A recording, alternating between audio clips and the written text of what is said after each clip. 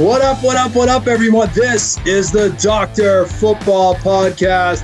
I am your host, Dr. Dennis Teehan, recording remote tonight from my home in Dedham, Mass. Joining me always, the CEO of Hedge Better from the Hedge Better studio in Braintree, Justin Fein. Justin, what is going on, man? It is a new era for the New England Patriots tonight. It is a new era. You know what? It's April, but hey, May's right around the corner, right? For the New England Patriots. It is the Drake May era in New England. Really interesting first night of the draft. I think I'm sure you watched it. You probably had some similar reactions to me. But overall, just happy to have football back. But definitely some interesting takeaways from last night's draft. Yeah, a lot to talk about, and we can record a full episode next week when we have the full draft behind us and kind of get into it a little more depth. But we wanted to just come out with something today to discuss the Maye pick because it is such a monumental, I think, moment for the franchise. So let's just get right to it. We're going to talk a little about the Maye pick. I got a couple takes on things I've seen from last night, things that were said, and other things. We might run quickly through the top 10 of the draft, and then we're going to wrap it up, and we'll come back next week after everything's said and done. So let's just get right to it, Justin. I'm curious to hear what you think about the Drake Maye pick, but I'm going to start off by saying I love this pick, and I know that it's not like cool to be positive about anything, but I'm sorry. I have to call it like I see it, and Maye was the guy from the beginning that I wanted them to bring in. And I'm going to tell you why he is a good gamble to take, because all of these guys, all of them are gambles. They're all rolls of the dice. And I feel great about Drake Maye as being a roll of the dice for two reasons. One is he has a baseline of size and arm strength and physical talent that I think will serve him well in the NFL. After just watching Mac Jones for 3 years and have to always kind of try and wonder, did this guy have the physical talent to be successful in the NFL? You never have to worry that about Drake Maye. I think it's a great baseline to start from. But the thing I really love about Drake Maye, because he has limitations, and we know he has limitations. He's inexperienced. He needs to develop his game. His footwork seems to be an issue from all the experts. But what I love about this kid is his demeanor. He's competitive. He's an alpha personality. He's faced adversity. Okay. He is a leader, a natural leader. One might say an alpha naturally.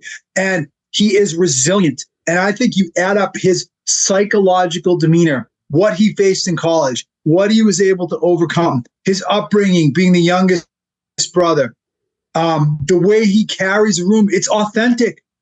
When you hear this kid talk, this is who he is. It's almost like a Gronk-like, joy or jocularity to him. It's sincere. It's authentic. It's who he is. I love it. I feel like all of that is going to lead him to good places. It's going to get him through dark times. It's going to get him to develop. It's going to get him where he needs to go. He's almost got a little Brett Favre thing going on. I kind of love it. And I think that above all, you're betting on the kid. And that's why I think this is a good bet for the New England Patriots. Yeah, I for me coming into this, I'll admit it, I was a little skeptical, not only just about Drake Maye, but all these quarterbacks, right? I mean, I wasn't the biggest fan of any of them.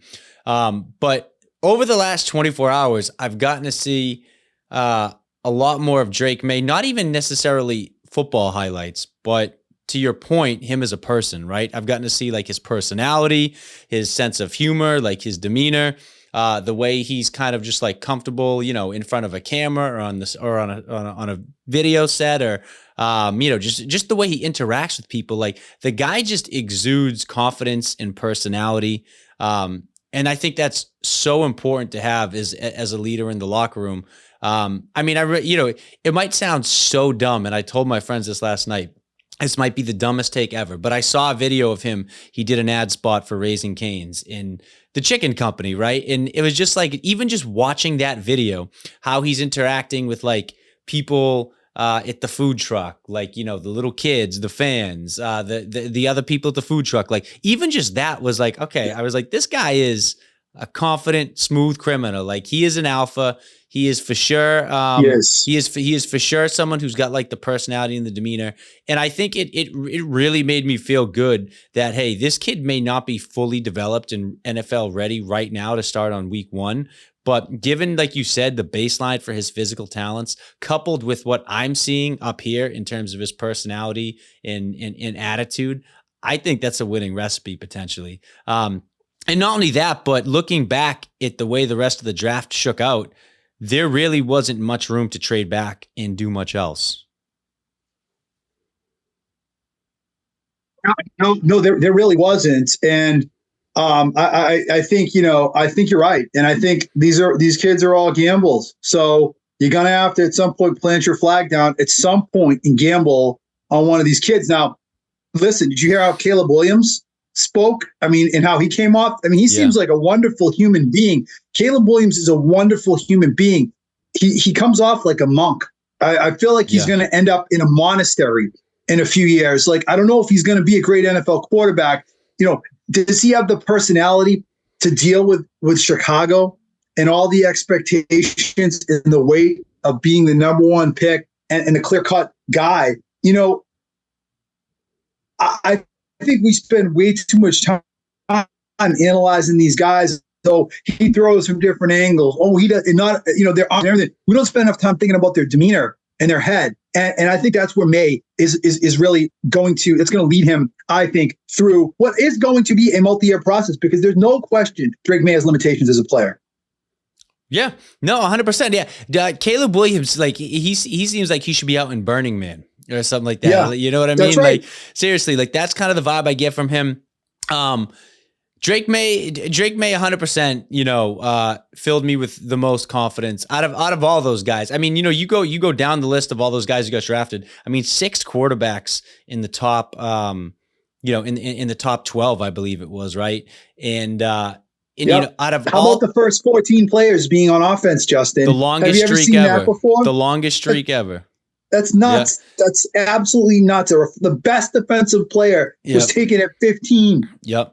Absolutely. And I don't even think that was the best defensive player, by the way. I think that was kind of a weird pick too, but it was. Regardless, I look at those 6 quarterbacks that went in the top 12, and out of all of them that I could go and try to poke holes, I feel like Drake Maye is the least concerning. You just go down the line, like Caleb Williams, like, his personality is a huge red flag. Like, Jaden Daniels seems like, just from his pre-draft discussions with, trying to dictate where he wants to play and not liking the cold and this and that, huge red flag. Okay. JJ McCarthy, his lack of production at the collegiate level, like, he was carried by his team. He wasn't really asked to do much. He wasn't put in too much of an adverse situation at all. That's a big red flag. Michael Penix Jr. I actually really like Michael Penix Jr., but severe injury history, and he's got a lot of work to do in his short passing game, right? Bo Nix, again, another guy who I just think, like, if you compare him to Drake Maye, he's just a step below kind of in all facets. So I look at all those guys that were drafted, and who knows who's going to pan out, who's going to do what. But Drake Maye gives me the least cause for concern out of all those guys. I mean, I think you can look at any of these guys and honestly pick them apart. And I think that it's going to be a process for each and every one of them. I think we said this a few weeks ago. You said this a few weeks ago on this podcast, and you're 10,000% right.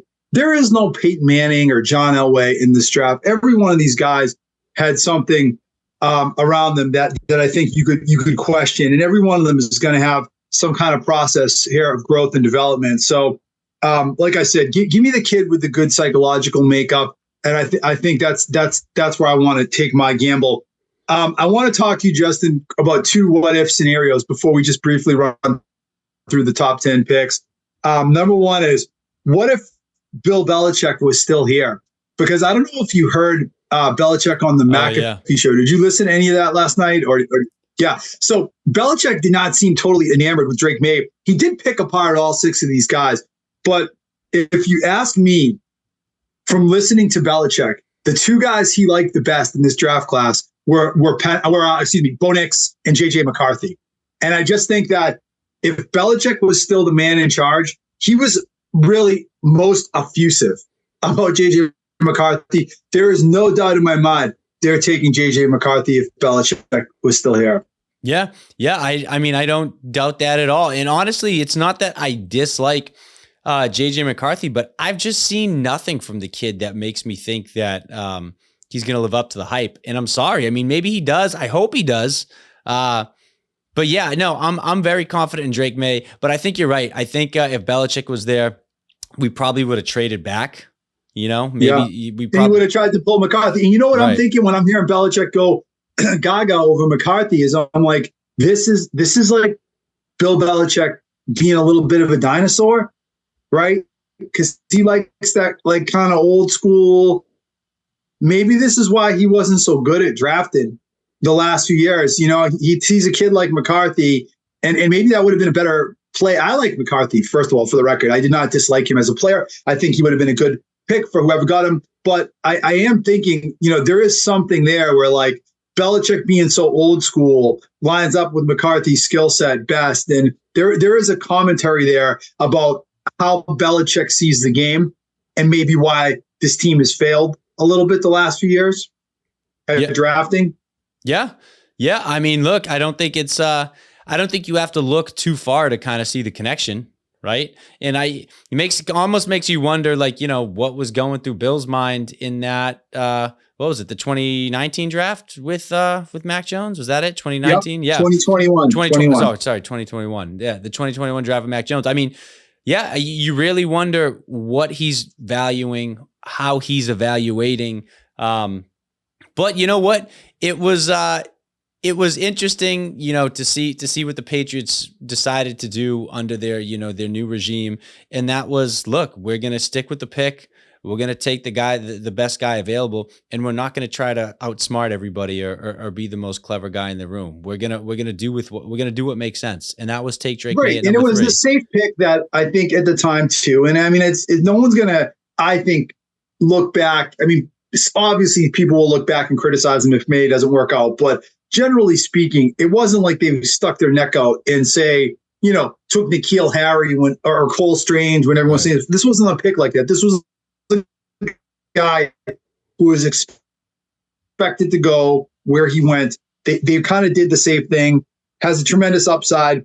I'll use Drake Maye's words about it. I'm stoked about it, and I think Drake Maye said he was stoked about it too. One other what if, Justin. You just hit on this super important point. What if the Patriots had traded back to 11? They very well could have been shut out of a quarterback with Penix going A. We called that. I called it. I wrote it on our page. We said it on here how many times? Penix is not making it past 15. He's not probably making it out of the top 10. He's got too much talent. Someone's going to take a chance on this guy. He's too well put together emotionally. And sure enough, he was taking A. Had the Patriots traded back, they could have been in real trouble. They could have gotten shut out of a quarterback. Big trouble. I mean, especially like you said, depending on how far back they traded. I mean, after pick number 12, pretty much all the quarterbacks are gone at that point, right? They were. So, yep. I mean, yeah, you would have really pigeonholed yourself because you would have had only 2 options at that point, McCarthy and Knicks. And you know what? To your point, like, you know, we talked about, did the Patriots trade back and go take a Michael Penix Jr.? He wouldn't have been there. He would not have been there. And we knew that. And you and I had said that how many times on this podcast? You know, Patriots fans that thought you were going to be able to pull Michael Penix at 34 or, trade back into the first round. That was Fantasy Island. This kid had way, way too much going for him. Okay. 2 other quick takes about the Pats, then we'll briefly breeze through the top 10. Then we'll wrap it up and we'll come back next week. Number 1, sign Elliott Wolf tomorrow. That guy's terrific. I think he's the best thing going for the franchise right now. Just the way he presented last night. I don't know how much of his press conference you might have caught. Said all the right things. He's honest. He's transparent. He doesn't say too much. I just feel like he knows what he's doing. I feel like the franchise is in good hands with Elliott Wolf. I like how he handled this first pick. I really feel like Elliott Wolf is maybe the best thing this franchise has going for them right now. Yeah, I mean, you know what? You need that. You need somebody at the top that everybody can kind of be confident in.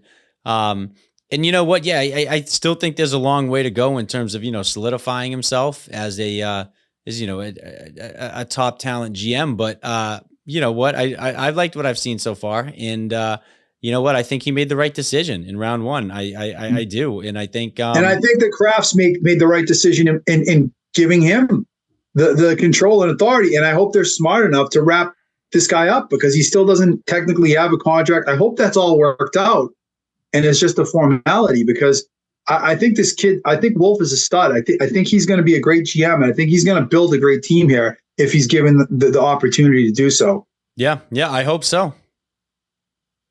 Okay, and then one last take. For the last 2 years, we've been talking about it. This might have been the worst situation in the NFL for a young quarterback. Well, now we have another young quarterback. Justin, is this still the worst situation or one of them in the NFL? I mean, Carolina might be worse. They just took a receiver, by the way, with pick number 29 last night. So they've even built up a little bit. They brought in Dante Johnson this year as well.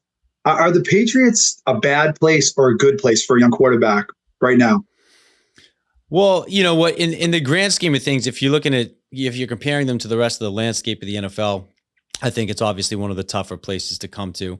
But if you want to look at the Patriots on an individual level, I don't think it's maybe as bad as everybody's saying, right? I mean, look, you got a top 5 defense. You don't have any world beaters at wide receiver, but you have an okay little core if they're able to stay healthy. And maybe most importantly is you don't have to play the kid right away. Drake Maye has the luxury of being able to sit and develop, right? And let's not forget too, round 2 starts tonight in a little bit.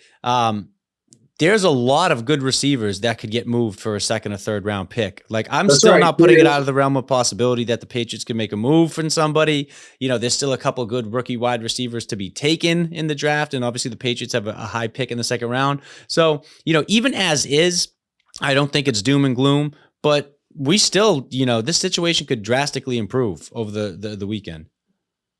Yeah, I mean, totally. I mean, I don't think they're done yet. And even if they just stick and pick, I mean, they're going to probably have a chance to bring in a couple good players. All that said, I do think this is still a bad situation. This is not, I mean, you look at what Chicago has. If Caleb Williams is any kind of quarterback, right, he's going to be successful in Chicago with Roma Dunze. I mean, Keenan Allen, they're kind of stacked. This team has a lot of holes, the Patriots do still, but you just hit the nail on the head. You can't force this kid, Drake Maye, to come in. You've got him now. This year is all about his development. I don't think you have the luxury to sit him for 4 years, like say the Packers did with Jordan Love, right? But you can't force this kid out there this year. I think this year is all about his development. It's still a rough situation. There's going to be a lot of moving parts. You got Jacoby Brissett. You give this kid the time to develop, and you try and develop the rest of this team to make it a better situation and bring in the right pieces and go from there. Yeah, I agree. Exactly. One of the best things to that point is we're in no rush. He's got all the time in the world, and we can let him develop. And you know what? I think that's almost the biggest thing going for him right now, because even if he did have a stud wide receiver or two, it's always tough putting a rookie out there in week 1 and setting those expectations. So no, I like the fact that Drake Maye really gets to come in and kind of grow and develop and find himself before we actually need him out there. Yeah, absolutely. And that's don't forget, he only played 2 years of football in college. So right. He's not, and Belichick said that as well. He's 100% right about that. I mean, this kid needs more experience. He's not ready yet. It would not be conducive, I think, to his development to hurry him out there. Okay, let's run briefly through the top 10. I mean, we're going to go into more detail when we record next week about this, but just in general thoughts about anything in that top 10 that stood out with you. I don't know if you want to go one by one here quickly, or if you just want to kind of do a general thing, but where do you want to start? You want to start with the Bears and just quickly run through? Yeah, let's just quickly run through. Yeah, let's do it. Yeah, I already said it. I mean, I think Williams is going to a terrific situation. If he's any kind of player, he's going to be successful. I would expect him to start right from the get-go, but area of concern, I think he fits in better in a monastery than an NFL locker room. And I think he's going to be a colossal bust. I'll say it. I'm just going to throw it out there. And if I'm wrong, I'll eat those words. Yeah, I agree. I don't expect much from him. I think he's going to be a bust as well. But you know what? At least Chicago can say that they did everything possible to make that transition for him to the NFL as smooth as it can be. Again, I don't think his personality is conducive to leading an NFL locker room, especially not as a rookie. And I have some questions about actually just how talented he supposedly is. But you know what? At the end of the day, I agree. I think he's going to be a bust. I think he's going to fizzle out. But I think overall that Chicago team is setting themselves up nicely to be a good landing spot for a quarterback, whether it's him or somebody else in the future. He's kind of small too, you know? Yeah. I mean, I know the league has changed a lot, and that's kind of, there's a lot of smaller quarterbacks that are in the league right now, but people compare him to Mahomes. He's 2 inches shorter, and he's like 10, 15 pounds lighter than Mahomes. Yeah, I mean, look. Just something else to think of. Go ahead. No, I was just going to say in my book, he's no Mahomes. No, not that. I mean, look, he still has a chance to prove himself, but no, I think the comps to Mahomes are just ridiculous at this point.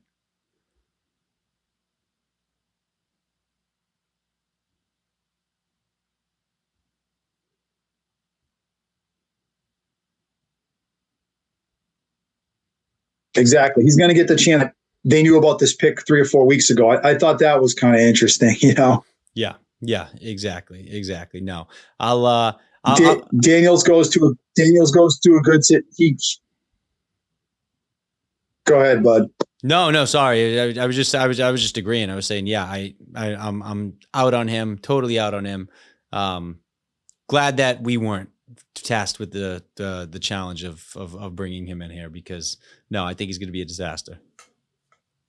Okay, and then the Jaden Daniels thing, Justin. I thought the only thing interesting about that was that Wolf let it slip that he was they knew that the Commanders were going to take him 3 weeks before the pick was actually made. I thought that was kind of interesting, but a straightforward pick. I think Daniels goes to a good place. I don't think there's much to say about that one, except wait and see.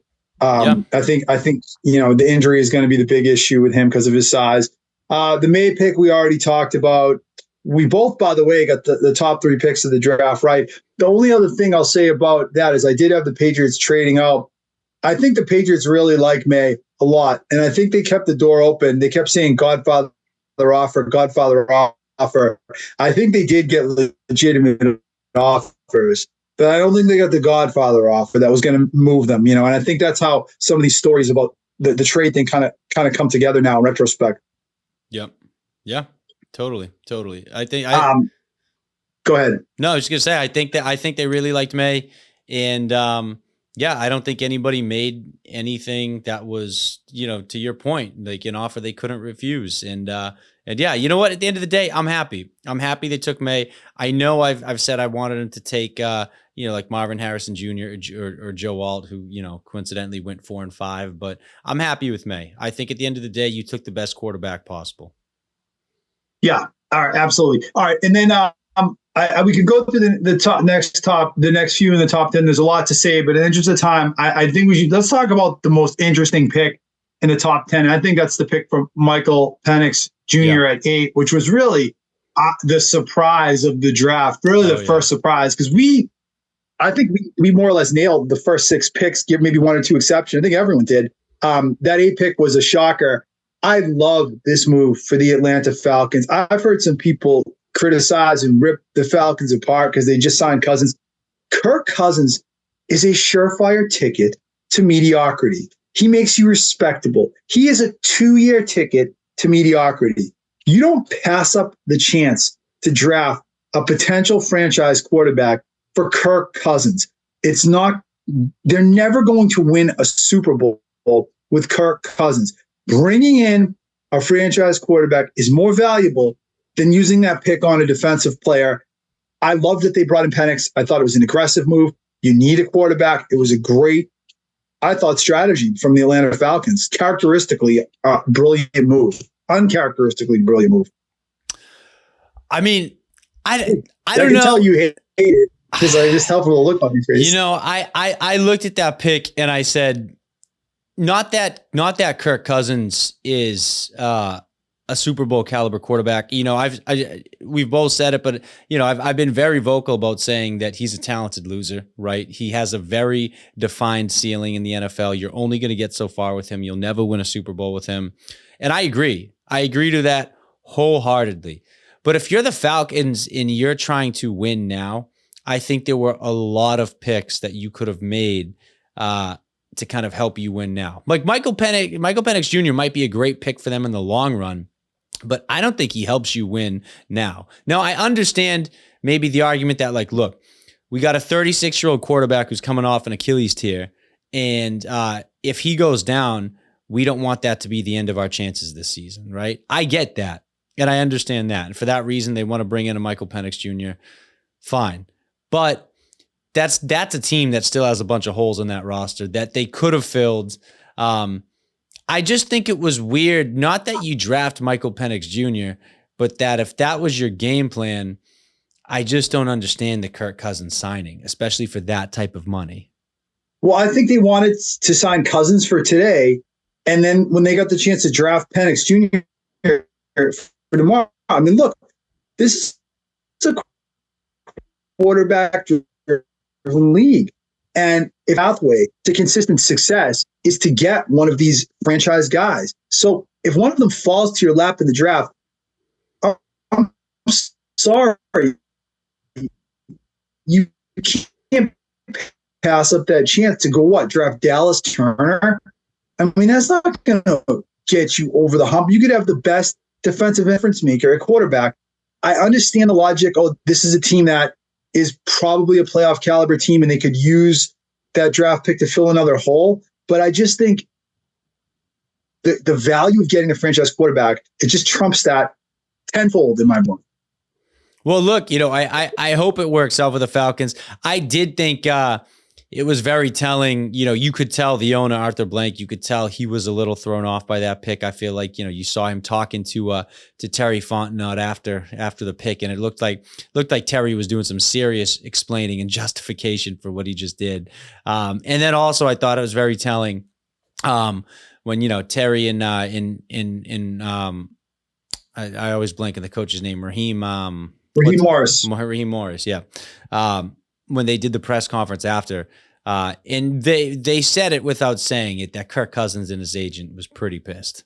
Yep. That's definitely come out today too. That's been reported multiple places today. For sure. So you know what? It may wind up being the right move in the long run, but I think it was easily the most controversial move I saw in the first round of the draft. If Penix turns out to be the next Pat Mahomes, and they have him in their program for the next 10, 12 years, nothing else is going to matter. His age, the fact they signed Cousins, the fact they missed on Dallas Turner or whatever defensive player you want, none of that will matter if Penix works out. I think in today's NFL, quarterback is so important. I just think you got to take some chances and make some sacrifices to try and get one of these top guys. And I think, and that's what I love what Atlanta did. All right, Justin, we'll save the rest of the top 10 for next time because I know we're on a time crunch. We wanted to keep this one short. Very quickly, the Patriots go on the clock again in about an hour and 15 minutes. What do you like for this number 34 pick? This take will age extremely quickly, by the way. Yeah, I think you either got to go draft the best wide receiver available or you got to use that draft capital to go out and trade for a wide receiver. I know, you know, the Brandon Ayuk is still out there. T. Higgins is still out there. There's some other guys that are still out there available for trade. I think you either got to draft a wide receiver or you got to trade for a wide receiver. Give your young quarterback some help for when he eventually does step in. I agree, but the only receivers that I would consider moving this pick for is Ayuk or A.J. Brown. I don't want Deebo Samuel. I love him as a player, but I'd rather take Ladd McConkey or someone like that if he's there, because I think Samuel had a tremendous injury history, and I don't think he can be relied on. He's a terrific player. He's a game changer when he's out there, but I don't want him at this point in his career, and he's got a huge cap hit. I hate to say that because you know, we try not to think of. You just want the Patriots have plenty of cap room, right? So they should be willing to spend some money. But at the same time, I don't think I'd want to spend money on a guy with that kind of injury history. Lad McConkey's my guy. I hope Buffalo doesn't take him if he's there. Patriots should snatch him up. He's a younger version of Deebo Samuel, and run if he's there. Yeah, I don't hate that at all. And real quick before we go, I just have to say, Buffalo, like, come on, man. Like out of all the things you could have done, you traded back with the Chiefs, like the team that's owned you and fed you your lunch in the playoffs. Like not just like they've been the bane of your existence, and you got a chance when you desperately need a wide receiver after shipping out Stephon Diggs and Gabe Davis to go take a decent receiver. I mean, Xavier Legette and I believe Xavier Worthy. I think they're both Xavier Worthy. And they were both there. Yeah. Legette's gone now. Carolina took him. Legette's gone. Worthy's gone. Not that there aren't some good. Worthy's still there. I think Worthy's still there. That's Legette's gone. Worthy's who the Chiefs took. Oh, the Worthy's the guy they took. Yes. That's right. The other guy from Texas is still there. Yes. But I mean, so look, it's not that there aren't a couple good receivers in there, but you desperately needed a receiver and you traded with the Kansas City Chiefs. And they were there. Yeah. Exactly. So for both of those things, and when you saw the guy they took, when you saw the guy the Chiefs took with that pick, Justin, what was the first thing you thought? I thought Tyreek Hill Jr. Honestly, they're gonna exactly right. They just let him get the next Tyreek Hill. It's like, literally. Oh my God. Literally. So yeah, I just think that was Buffalo just taking a bad offseason and I think making it even worse. So unless they do something crazy tonight in the second or third round as far as trades or moving back up or whatnot, I think it was just a huge L for the Buffalo Bills. Yeah, that's a great take. Let's end it on that. We're going to come back next week. We'll go through the whole first round, the whole rest of the draft. We'll break down certainly every pick the Patriots make, and we'll definitely get a little bit more into some of the first round picks and things other teams have done during that time. But like I said, we wanted to come in and just give a little bit of content on this Drake Maye pick because it's such a huge deal. So you got anything else you want to add, Justin, or is that it? No, that's it. Looking forward to round 2 and 3. We'll catch you guys next week. Catch you guys next week. Enjoy the final rounds, and let's hope the Patriots fill in this roster a little bit.